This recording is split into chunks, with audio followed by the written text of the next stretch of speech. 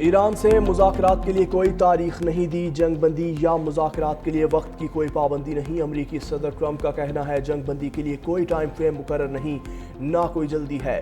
لوگ کہتے ہیں مڈ ٹرم کی وجہ سے معاملہ ختم کرنا چاہتا ہوں، لیکن یہ سچ نہیں۔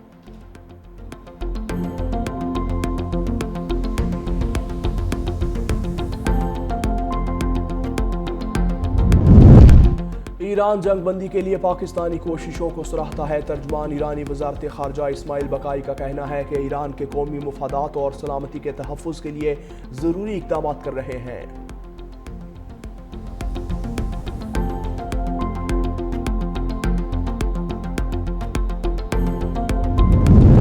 پنجاب میں زرعی اور معاشی خوشحالی کے لیے اہم قدم۔ وزیر اعلیٰ پنجاب مریم نواز شریف نے اپنا کھیت اپنا روزگار اسکیم پورٹل لانچ کر دیا۔ بے زمین دیہاتیوں کے لیے تقریباً 160 ارب روپے مالیت کی اراضی مختص۔ پانی اور زرخیزی کو مد نظر رکھ کر ہزاروں زرعی لاٹس کی نشاندہی۔ پنجاب اور چولستان میں مجموعی طور پر لاکھوں خاندان مستفید ہوں گے۔ کامیاب امیدواروں کو 25 سے 40 لاکھ مالیت تک زمین اور فی ایکڑ 50,000 سے 2.5 لاکھ روپے تک گرانٹ دی جائے گی۔ اور ہرمز کی ناکہ بندی کے دوران امریکہ میں ایک اور بڑی تبدیلی۔ امریکہ کے وزیر بحریہ جان سیفیلن کو اچانک عہدے سے برطرف کر دیا۔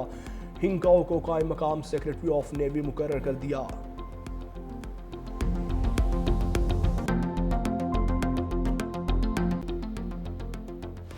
پاکستان کی سفارتکاری نے امن کی شمع پھر سے روشن کر دی۔ ایران کے ساتھ مذاکرات کا دوسرا راؤنڈ جمعے کو متوقع۔ امریکی صدر ٹرمپ پر امید، کہا دوسرے دور میں اچھی خبر متوقع ہے۔ امریکی صدر نے پاکستان کی درخواست پر جنگ بندی میں توسیع کر دی۔ اپنے پیغام میں کہا جنگ بندی میں تب تک توسیع کر رہے ہیں جب تک بات چیت کا عمل مکمل نہیں ہو جاتا۔ وزیر اعظم شہباز شریف اور فیلڈ مارشل عاصم منیر کی درخواست پر حملے روک رہے ہیں۔ فوج کو الرٹ رہنے کا حکم دے دیا۔ ابنائے ہرمز کی ناکہ بندی جاری رکھیں گے۔ صدر ٹرمپ کا کہنا تھا کہ ایران کی حکومت شدید ٹوٹ پھوٹ کا شکار ہے۔ ایران مالی طور پر تباہ ہو رہا ہے، انہیں روزانہ $50 کروڑ کا نقصان ہو رہا ہے۔ اچھی خبر یہ ہے کہ مجھے آگاہ کیا گیا کہ ایران میں 8 خواتین مظاہرین کی سزائے موت روک دی گئی ہے۔ 4 خواتین کو فوری رہا کیا جائے گا، 4 کو 1 ماہ قید کی سزا دی جائے گی۔ ایران نے میری درخواست کا احترام کرتے ہوئے پھانسی کا فیصلہ منسوخ کیا۔ فیصلے کی قدر کرتا ہوں۔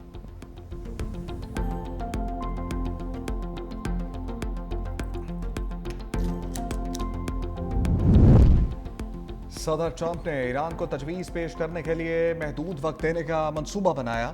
امریکی میڈیا کا وائٹ ہاؤس حکام کے حوالے سے دعویٰ، کہا ٹرمپ کی جانب سے جنگ بندی غیر معینہ مدت کے لیے نہیں بلکہ 3 سے 5 دن کے لیے ہے۔ امریکی صدر ڈیل کو جلد سے جلد فائنل کرنا چاہتے ہیں۔ ٹرمپ سمجھتے ہیں کہ ڈیڈ لائن کا پریشر ایران کو مذاکرات کی میز پر لانے پر مجبور کرے گا۔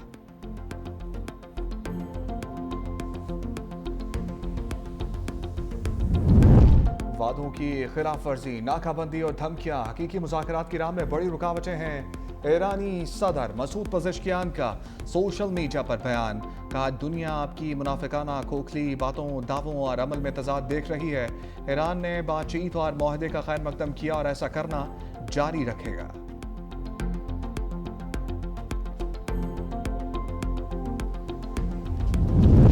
ابنائے ہرمز میں کشیدگی کی وجہ امریکی جارحیت ہے۔ عالمی معیشت کو پہنچنے والے نقصان کا ذمہ دار امریکہ ہے۔ ایرانی وزیر خارجہ عباس اراغچی کی اطالوی ہم منصب انطونیو تاجانی سے ٹیلی فونک گفتگو، کہا امریکہ نے ایک آزاد ملک پر حملے کیے ہیں۔ ایران نے اپنی سلامتی کے لیے بین الاقوامی قوانین کے تحت اقدامات کیے۔ ایرانی جوہری تنصیبات پر حملوں پر بعض یورپی ممالک کی خاموشی کی مذمت کرتے ہیں۔ اطالوی وزیر خارجہ نے خطے میں امن اور استحکام کی بحالی کی ضرورت پر زور دیا۔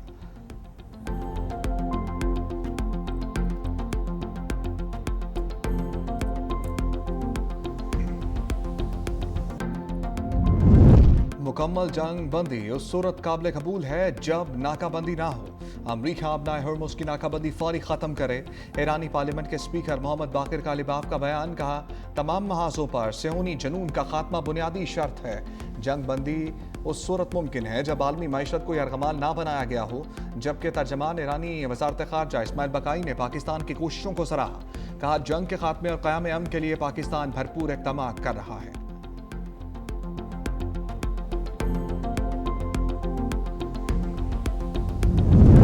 جنگ بندی میں توسیع کے بعد پاکستان کی سفارتی کوششیں مزید تیز۔ وزیر اعظم شہباز شریف سے ایرانی سفیر رضا میری مقدم کی ملاقات۔ خطے کی موجودہ صورتحال پر تبادلہ خیال۔ اعلامیے کے مطابق وزیر اعظم اور ایرانی سفیر نے علاقائی استحکام کے لیے مل کر کام کرنے پر اتفاق کیا۔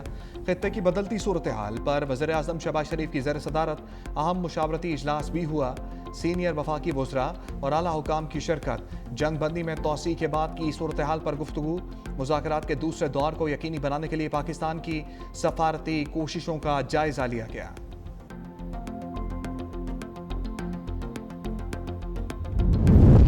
وزیر خارجہ اسحاق ڈار سے برطانوی ہائی کمشنر جین میریٹ کی ملاقات۔ خطے کی بدلتی صورتحال پر تفصیلی گفتگو۔ ترجمان دفتر خارجہ کے مطابق اسحاق ڈار نے امن کے لیے پاکستان کے سفارتی کردار پر روشنی ڈالی۔ برطانوی ہائی کمشنر کا پاکستان کی کوششوں پر اظہار اطمینان۔ اسحاق ڈار نے روابط کو فروغ دینے کے لیے پاکستان کی جاری کوششوں کو اجاگر کیا۔ برطانوی ہائی کمشنر نے امریکہ ایران مذاکرات میں پاکستان کے کردار کی حمایت کی۔ اسحاق ڈار کا ترک وزیر خارجہ سے بھی ٹیلی فونک رابطہ۔ تازہ ترین علاقائی صورتحال پر تبادلہ خیال۔ تنازعات کے پرامن حل کے لیے مکالمے اور سفارتکاری کی اہمیت پر زور۔ نائب وزیر اعظم کی کرغزستان کے وزیر خارجہ سے بھی ٹیلی فونک گفتگو۔ ترجمان دفتر خارجہ کے مطابق کرغز وزیر خارجہ نے پاکستان کے مثبت اور تعمیری کردار کی تعریف کی۔ دونوں ممالک نے رابطے میں رہنے پر اتفاق کیا۔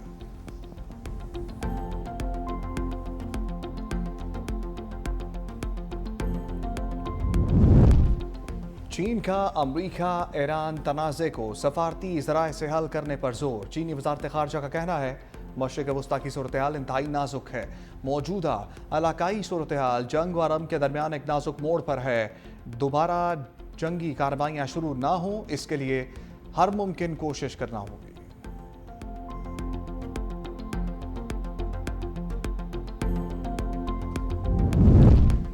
ایران نے 2 بحری جہاز پکڑ لیے۔ پاسداران انقلاب کا کہنا ہے کہ جہازوں کو احکامات کی خلاف ورزی پر قبضے میں لیا گیا۔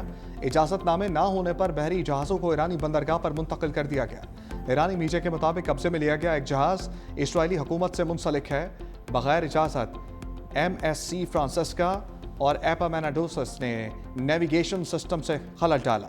برطانوی اخبار فائنینشل ٹائمز کے مطابق امریکی ناکابندی کے باوجود ایران کے 34 جہاز گزرنے میں کامیاب ہو گئے۔ 19 جہاز خلیج فارس سے نکلے، 15 بحیرہ عرب سے ایران میں داخل ہوئے۔ باہر جانے والے 6 ٹینکرز ایرانی خام تیل لے جا رہے تھے۔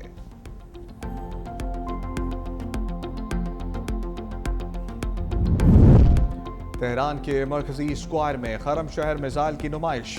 ایرانی میڈیا کے مطابق نمائش کا انعقاد پاسداران انقلاب کی جانب سے کیا گیا۔ انقلاب اسکوائر میں شہریوں کی بڑی تعداد جمع ہوئی۔ لوگوں نے ایرانی پرچم لہرائے۔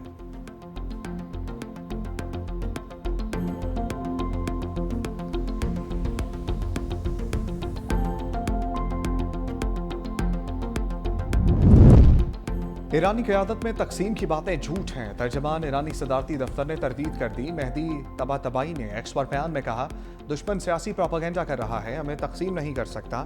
ایرانی قیادت ایک پیج پر ہے۔ ایرانی قیادت کا اتحاد بے مثال ہے۔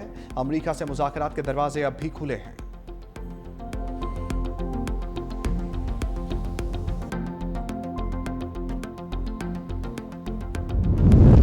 ایران جنگ کی مخالفت کیوں کی؟ ایرانی نشریات امریکی رکن کانگریس کو دھمکیاں ملنے لگیں۔ یاسمین انصاری کی ایکس اکاؤنٹ پر تصدیق۔ کہا ایران جنگ کے آغاز سے مجھے، میرے خاندان اور عملے کو دھمکیوں کا سامنا ہے۔ میرے خلاف جعلی اور AI سے تیار کردہ تصاویر پھیلائی گئیں۔